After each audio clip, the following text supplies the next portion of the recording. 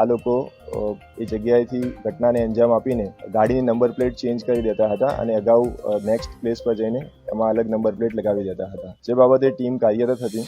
Patrolling દરમિયાન Panigate ઠેકરનાથ road ખાતે number વગરની ઓટો રિક્ષા ચાલક અને 3 ઈસમ અને એક મહિલા આ રિક્ષામાં જતા હતા.